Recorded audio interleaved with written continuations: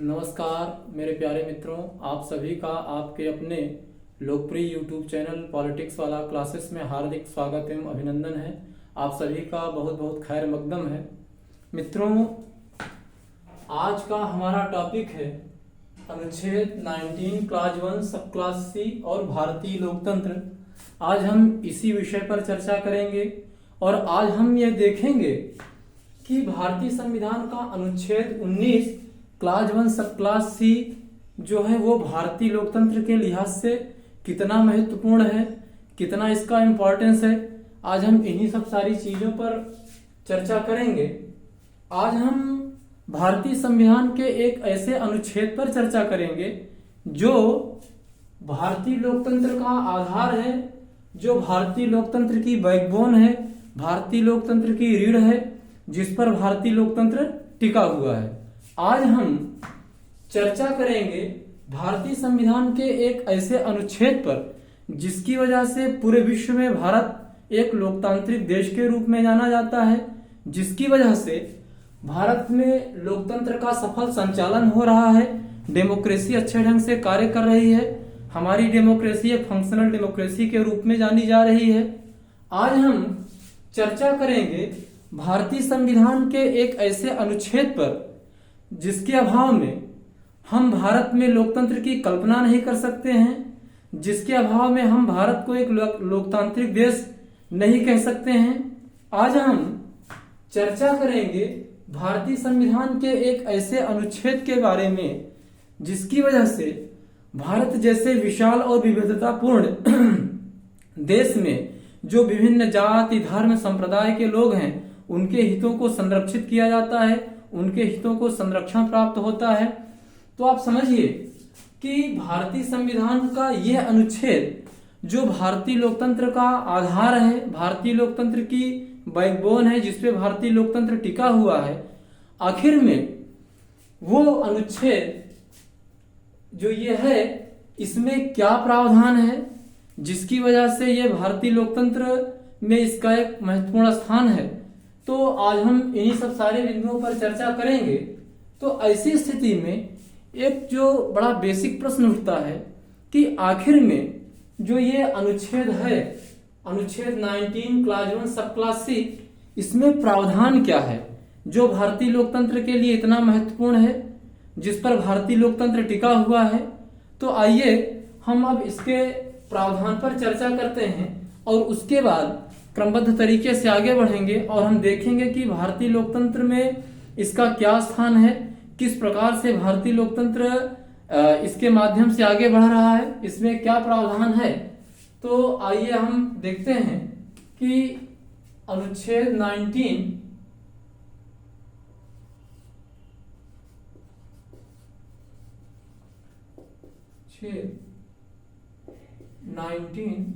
Class 1 सब class C का जो प्रावधान है, इसमें प्रावधान क्या है। इसमें प्रावधान ये है कि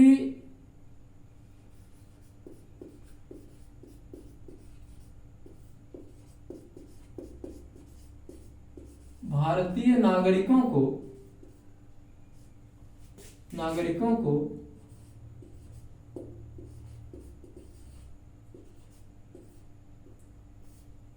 संगठन या संघ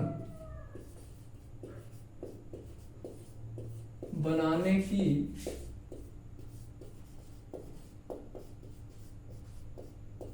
स्वतंत्रता प्रदान की गई है।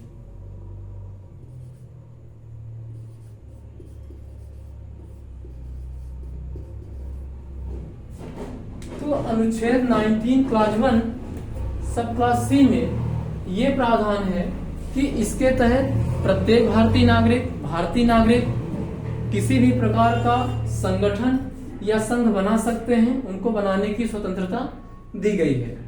तो मित्रों, यहां पर जो बेसिक प्रश्न ये है कि देखिए जो संगठन है वो चाहे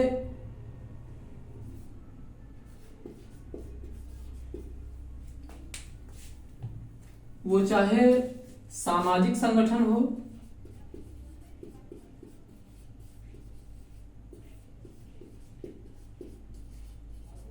सामाजिक संगठन हो, आर्थिक संगठन हो, राजनीतिक संगठन हो,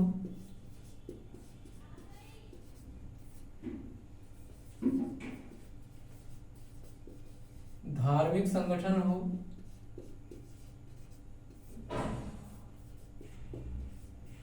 सांस्कृतिक संगठन हो,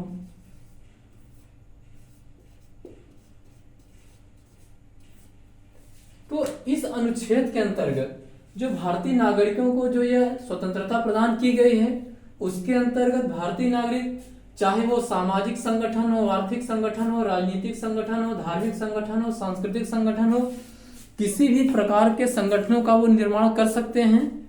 यहाँ पर ये तमाम प्रकार के संगठन हैं, वो किसी भी प्रकार के संगठन का निर्माण कर सकते हैं। वो संगठन अभी हम बारी बारी से चर्चा करेंगे। अब चाहे उसमें सरकारी संगठन हो या गैर सरकारी संगठन हो,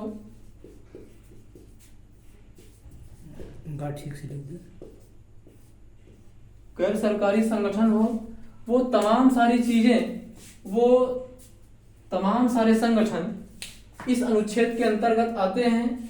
या आप इसको ऐसे समझ लीजिए कि भारत देश में जिस भी प्रकार का संगठन है, जितने भी प्रकार के संगठन हैं, जिस भी प्रकार के संगठन है, वो सारे के सारे संगठन इस अनुच्छेद के अंतर्गत आ जाते हैं। इसी अनुच्छेद के अंतर्गत उन सारे संगठनों को संवैधानिक मतलब कि जो वैधानिकता प्रदान की गई है, जो एक विधिक स्तर प्रदान किया गया है, वो सब इसमें समाहित है। भारत की जमीन पर भारत राज्य क्षेत्र के अंतर्गत बनने वाला कोई भी संगठन इस अनुच्छेद के बाहर नहीं है। वो सारे के सारे संगठन इस अनुच्छेद के अंतर्गत आ जाते हैं। अब आप समझिए कि ये जो अनुच्छेद है ये बहुत ही व्यापक है। ये अपने आप में बड़ा व्यापक अनुच्छेद है दोस्तों, क्योंकि इसमें हर प्रकार के संगठन आ जाते हैं। कोई भी संगठन इस अनुच्छेद से बाहर नहीं है, जो पूरे के पूरे भारत राज्य क्षेत्र में है, विद्यमान है, किसी प्रकार से काम कर रहा है, तो वो सारे के सारे संगठन इसके अंतर्गत आ जाते हैं।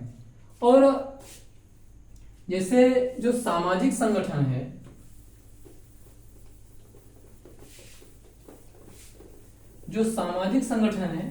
जैसे इसके हम कुछ उदाहरण देखते हैं।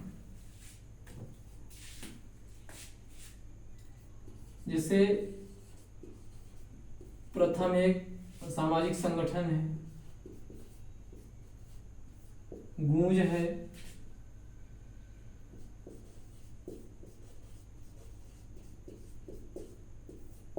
किलकारी है,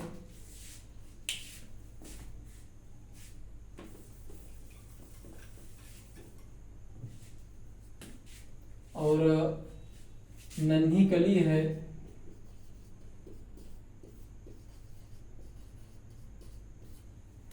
ये जो तमाम सामाजिक संगठन हैं, ये समाज में शिक्षा के क्षेत्र में, जो समाज में जो असामाजिक समस्याएं हैं उनके समाधान के लिए कार्य करते हैं, उस दिशा में प्रयासरत हैं। ये सारे के सारे संगठन ये सामाजिक संगठन हैं, और ये सारे के सारे संगठन इसी अनुच्छेद के अंतर्गत आते हैं। और अब हम जैसे कुछ आर्थिक संगठनों पर चर्चा करते हैं, कुछ आर्थिक संगठन पर हम चर्चा करते हैं।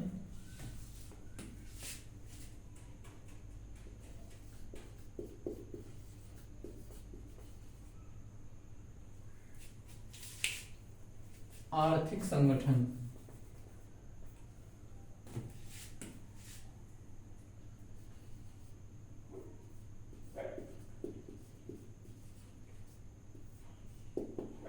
जैसे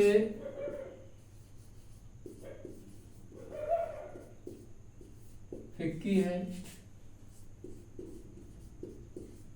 एसोचैम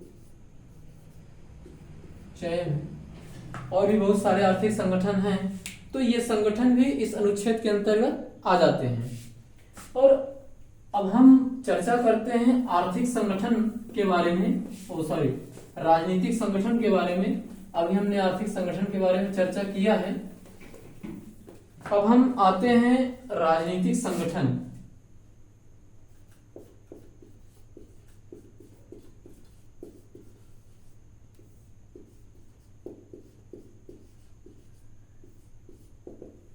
राजनीतिक संगठन, ये जो राजनीतिक संगठन है तो इसमें विशेष रूप से जितने भी राजनीतिक दल हैं, जैसा कि आप सभी लोग जानते हैं कि संभवतः हमारी जानकारी में भारत विश्व का ऐसा देश है, भारत विश्व का ऐसा देश है जहां सबसे ज्यादा राजनीतिक दल पाए जाते हैं। भारत विश्व का ऐसा देश है जहां सबसे अधिक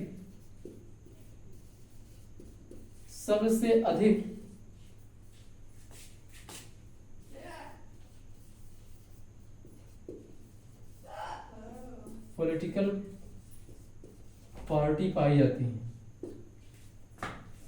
और जैसे आपने बीजेपी का नाम सुना है,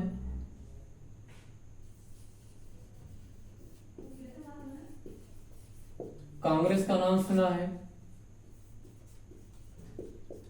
समाजवादी पार्टी का नाम सुना है, और बीएसपी के बारे में भी आप लोग जानते होंगे।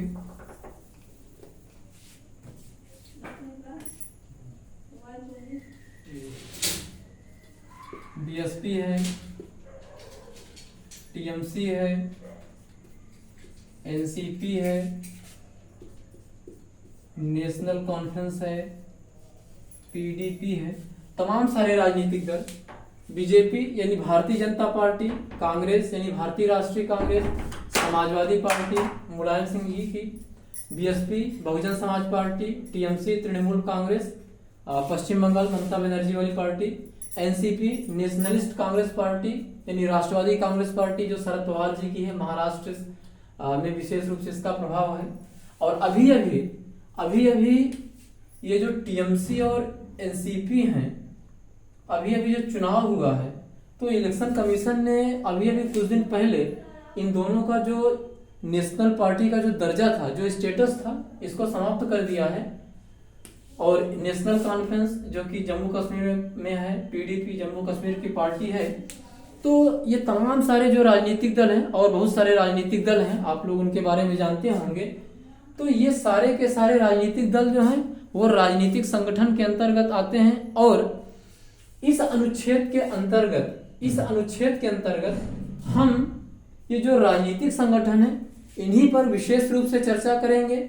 इसलिए विशेष रूप से चर्चा करेंगे क्योंकि जो भारतीय लोकतंत्र है वो न सिर्फ भारतीय लोकतंत्र, दुनिया का कोई भी जो लोकतांत्रिक देश है वो बगैर राजनीतिक दलों के कार्य नहीं कर सकता है। बगैर राजनीतिक दलों के लोकतंत्र का चलना एक प्रकार से बहुत ही कठिन, बड़ा दुष्कर कार्य है। और हम यहाँ पर भारतीय संविधान के अनुच्छेद 19 क्लास 1 सब क्लास C को पढ़ रहे हैं, तो हम भारत के संदर्भ में पढ़ेंगे। तो चूंकि भारत एक लोकतांत्रिक देश है और एक लोकतांत्रिक देश में जो लोकतंत्र का संचालन है, उसका मतलब जो लोकतंत्र संचालित हो रहा है तो उसमें राजनीतिक दलों की बड़ी ही अहम भूमिका होती है। राजनीतिक दलों के अभाव में लोकतंत्र का संचालन संभव नहीं है। हम या ये कह सकते हैं कि बड़ा ही दुष्कर हो जाएगा राजनीतिक दलों के अभाव में लोकतंत्र का संचालन। तो ये जो विभिन्न राजनीतिक दल हैं ये भारतीय लोकतंत्र को फंक्शनल बनाने में, उसको कार्यात्मक रूप प्रदान करने में, उसको संचालित करने में, उसको एक वाइब्रेंट डेमोक्रेसी का रूप प्रदान करने में ये राजनीतिक दलों की बड़ी ही महत्वपूर्ण भूमिका है। और चूंकि एक लोकतांत्रिक देश का जो संचालन है वो राजनीतिक दलों के माध्यम से होता है, तो राजनीतिक दल चूंकि चुनाव होता है, जिस भी पार्टी को बहुमत मिलता है, जिस भी पार्टी को, मान लीजिए अभी बीजेपी को बहुमत है, बीजेपी के नेतृत्व में जो गठबंधन है, तो इसको बहुमत मिला हुआ है। तो जिस भी पार्टी या गठबंधन को बहुमत मिलता है उसी की सरकार बनती है। और जब संसद में या विधानसभा में कोई विधेयक आता है, मतलब उसको कानून बनाने के लिए, तो चूंकि पार्टी जिसको बहुमत प्राप्त होता है उसी की सरकार होती है, तो ऐसी स्थिति में क्या होता है कि विधेयक को पारित कराने में बड़ी आसानी होती है। नहीं तो आप समझिए कि आज के राजनीतिक माहौल में जहां हर विषय पर, हर इशू पर, हर सांसद का, विधायक का अपना अलग अलग मत होता है, तो ऐसी स्थिति में आप कल्पना करिए कि यदि राजनीतिक दल ना हो तो किसी भी विषय पर मेजॉरिटी को एकत्र करना या उस विषय के संबंध में बहुसंख्यक सांसद एकमत हो, तो यह बड़ा मुश्किल या बड़ा दुष्कर कार्य समझ में आता है। तो ऐसी स्थिति में राजनीतिक दलों का जो रोल है, उनका जो इम्पोर्टेंस है, उनकी जो भूमिका है, वो लोकतंत्र के संचालन में बहुत ही केंद्रीय भूमिका है। इसीलिए मैं बार बार कह रहा हूं कि राजनीतिक दलों के अभाव में एक लोकतंत्र का सफल संचालन, बेहतर संचालन या आसान तरीके से उसको संचालित नहीं किया जा सकता है। और अब आप देखिए कि मतलब राजनीतिक दलों का रोल कितना महत्वपूर्ण है एक लोकतंत्र में, कि अगर बहुमत जिसके पास ना हो तो वो सरकार नहीं बना सकता है, और बहुमत से ही सरकारें चलती हैं, बनती हैं, बिगड़ती हैं। और इसमें जो सबसे अहम रोल होता है वो पार्टियों का होता है, और पार्टी जिसको बहुमत मिलता है उसकी सरकार होती है। नहीं तो आप समझिए कि एक वोट से सरकार बनती बिगड़ती है। तो ऐसी स्थिति में जो राजनीतिक दल हैं उनके माध्यम से लोकतंत्र का सफल संचालन, लोकतंत्र का आसान तरीके से संचालन संभव हो पाता है। हालांकि हमारे कुछ राजनीतिक विचारकों ने, भारतीय राजनीतिक विचारकों ने दलविहीन लोकतंत्र की चर्चा अवश्य की है अपने चिंतन में। जैसे कि हैं जयप्रकाश नारायण जी और मानवेंद्र नाथ राय, M.N. राय और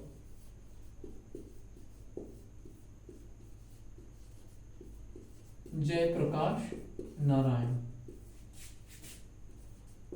आप इन दोनों लोगों के बारे में अच्छी तरीके से जानते होंगे। तो इन दोनों लोगों ने दलविहीन लोकतंत्र का एक आदर्श हमारे सामने रखा, इन्होंने विचार दिया। लेकिन मित्रों, जहां तक हमारी समझ है और आजकल का जो पूरा का पूरा जो राजनीतिक परिदृश्य है, उस हिसाब से यदि आप उसके बारे में देखेंगे, आप एक निष्कर्ष निकालेंगे, तो इन लोगों ने दलविहीन लोकतंत्र की बात तो किया, ये सैद्धांतिक रूप में, ये चर्चा के स्तर पर, ये चिंतन के स्तर पर तो आसान लगता है, अच्छा भी लगता है। लेकिन जब आप प्रैक्टिकल लेवल पर जाएंगे, जब आप व्यवहारिक स्तर पर जाएंगे, जब आप लोकतंत्र को संचालित करने लगेंगे, तो वहां पर ये चीजें, जो दलविहीन लोकतंत्र की जो अवधारणा है, जो कॉन्सेप्ट है, जो विचार है, वो बड़ा ही कठिन, बड़ा ही दुष्कर साबित होता है।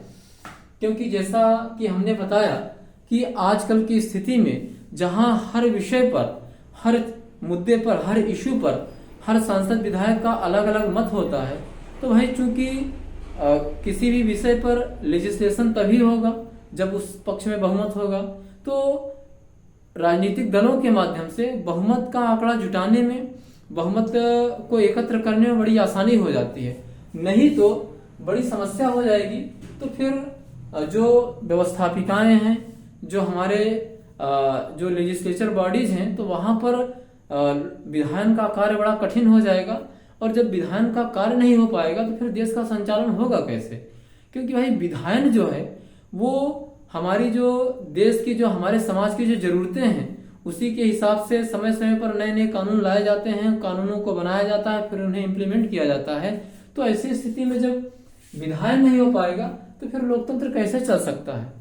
और एक चीज, दूसरी चीज, आप अमेरिकी लोकतंत्र के बारे में जानते होंगे।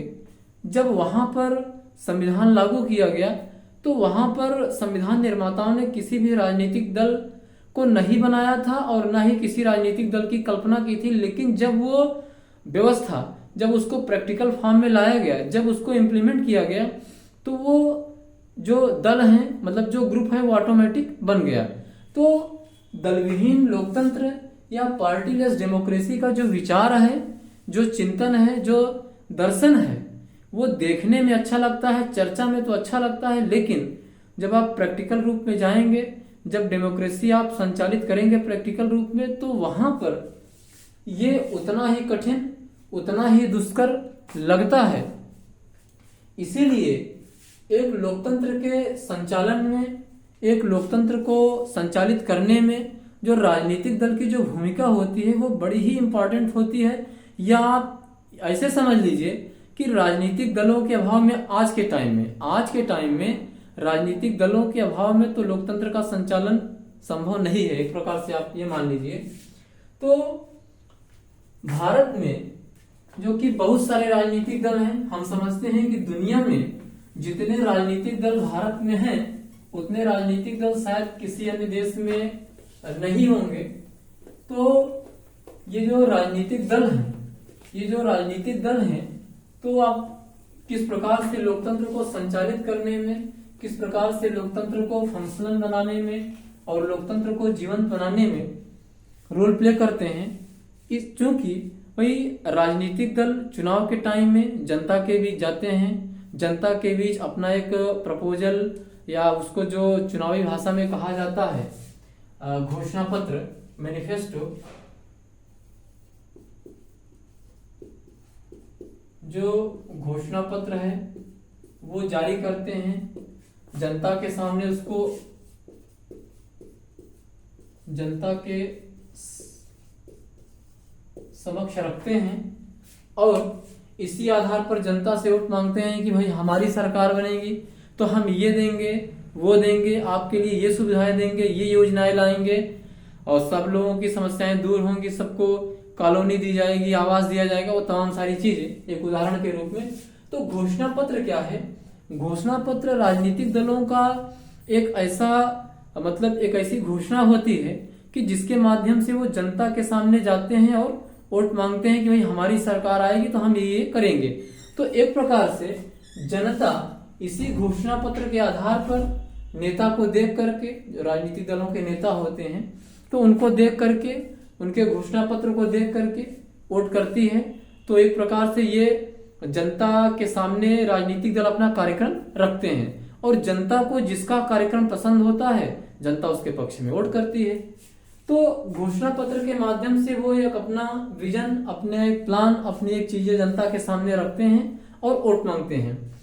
तो चूंकि जनता के सामने जाते कौन है? राजनीतिक दल जाते हैं, जनता के बीच जाते हैं, वोट मांगते हैं। तो ऐसी स्थिति में जो जनता और राजनीतिक दल, जनता और नेता के बीच एक जो डायरेक्ट संबंध होता है, जो एक डायरेक्ट रिलेशन होता है, तो उस वजह से लोकतंत्र को संचालित करने में, लोकतंत्र को फंक्शनल बनाने में, लोकतंत्र को बेहतर तरीके से उसे जीवंतता प्रदान की जा सके, तो ये सब का सब, ये सारे के सारे कार्य राजनीतिक दल बखूबी करते हैं।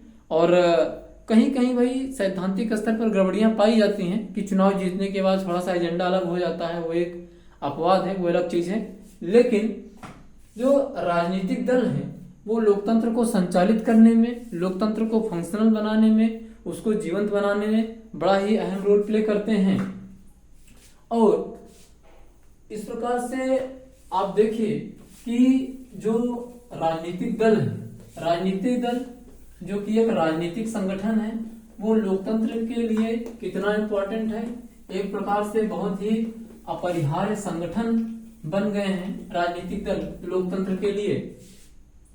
और इन सब सारी चीजों को देखते हुए हम ये कह सकते हैं कि जो ये अनुच्छेद है, वही चूंकि इसी अनुच्छेद के अंतर्गत भारतीय नागरिकों को संगठन या संघ बनाने की आजादी है, उनको स्वतंत्रता है। और राजनीतिक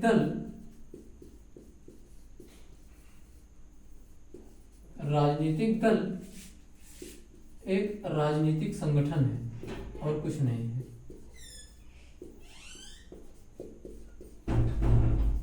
एक राजनीतिक संगठन है और भारत में बहुत सारे राजनीतिक संगठन हैं, मतलब राजनीतिक दल हैं, वो आप उनके बारे में अच्छी तरीके से जानते होंगे।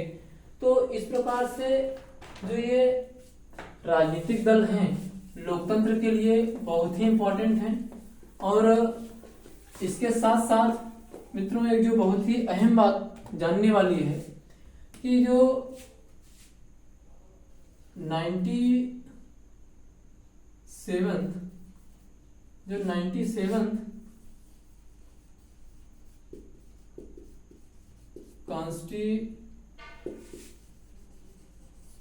कॉन्स्टिट्यूशनल अमेंडमेंट एक्ट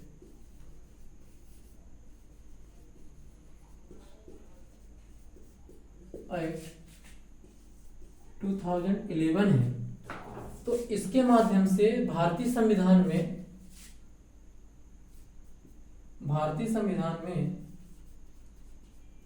भाग 9 भी जोड़ा गया और इसमें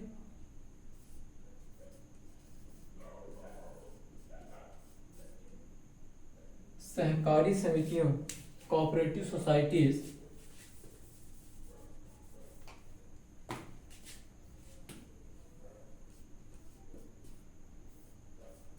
सहकारी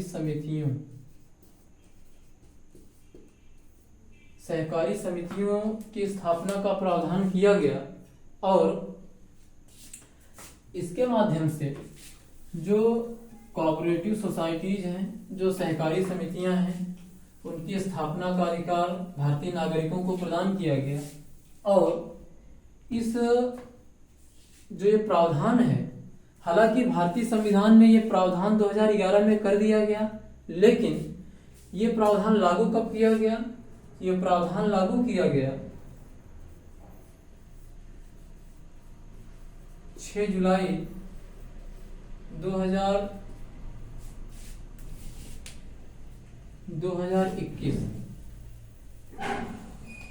6 जुलाई 2021 को लागू किया गया ये प्रावधान। और इसी दिन भारत में सहकारिता मंत्रालय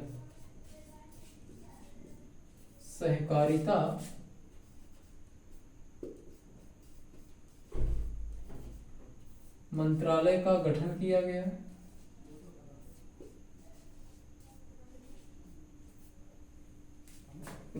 गया।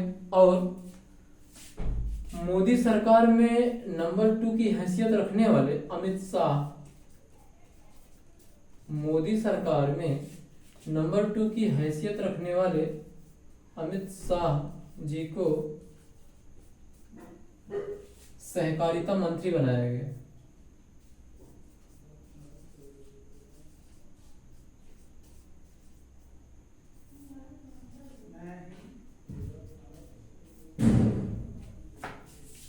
हालांकि ये प्रावधान भारतीय संविधान में 2011 में कर दिया गया था 97th कॉन्स्टिट्यूशनल अमेंडमेंट एक्ट 2011 के माध्यम से। और ये प्रावधान जो लागू किया गया वो लागू किया गया 6 जुलाई 2021 को नरेंद्र मोदी के टाइम में। सहकारिता मंत्रालय का गठन किया गया और मोदी सरकार में नंबर 2 की हैसियत रखने वाले अमित शाह जी को सहकारिता मंत्री बनाया गया। अर्थात अगर आपसे कोई ये क्वेश्चन पूछे कि भारत के प्रथम सहकारिता मंत्री कौन हैं, तो वो अमित शाह जी होंगे। तो इसके माध्यम से इस प्रावधान को लागू किया गया और सहकारिता मंत्रालय का गठन किया गया। और 97th कॉन्स्टिट्यूशनल अमेंडमेंट एक्ट 2011 के माध्यम से भारतीय संविधान में पार्ट 9 भी जोड़ा गया, जिसमें कोऑपरेटिव सोसाइटीज का प्रावधान है, सहकारी समितियों का प्रावधान है। तो मित्रों, आपने देखा कि जो भारतीय संविधान का अनुच्छेद 19 क्लास 1 सब क्लास सी जो है वो भारतीय लोकतंत्र के लिए कितना महत्वपूर्ण है। ये भारतीय लोकतंत्र की आधारशिला है भारतीय लोकतंत्र की बैकबोन है, भारतीय लोकतंत्र की रीढ़ है। इसके अभाव में भारत में आप लोकतंत्र की कल्पना नहीं कर सकते हैं, लोकतंत्र संचालित नहीं हो सकता है, लोकतंत्र सरवाइव नहीं कर सकता है, क्योंकि लोकतंत्र में राजनीतिक दलों का होना अपरिहार्य है। राजनीतिक दलों के अभाव में लोकतंत्र का संचालन संभव नहीं है। और राजनीतिक दलों का जो गठन है, जो राजनीतिक दलों का गठन है, ये इसी अनुच्छेद के अंतर्गत किया जाता है, इसी अनुच्छेद के अंतर्गत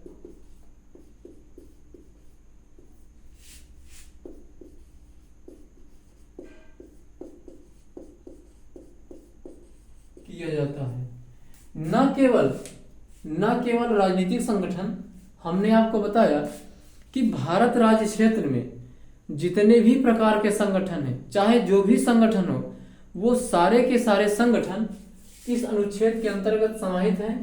कोई भी संगठन इस अनुच्छेद के अंतर्गत, इस अनुच्छेद से बाहर नहीं है, चाहे वो राजनीतिक दल हो, मतलब राजनीतिक संगठन हो, सामाजिक संगठन हो, आर्थिक संगठन हो, चाहे वो लेबर यूनियन हो, स्टूडेंट यूनियन हो, और किसी प्रकार का संगठन हो, अधिकारियों का संघ संगठन हो, तो चाहे जिसका भी संगठन हो, चाहे जिस भी प्रकार का संगठन हो, वो सब के सब, वो सारे के सारे संगठन इस अनुच्छेद के अंतर्गत आते हैं। कोई भी संगठन इस अनुच्छेद के बाहर नहीं है, वो सारे के सारे संगठन इसी अनुच्छेद के अंतर्गत समाहित है।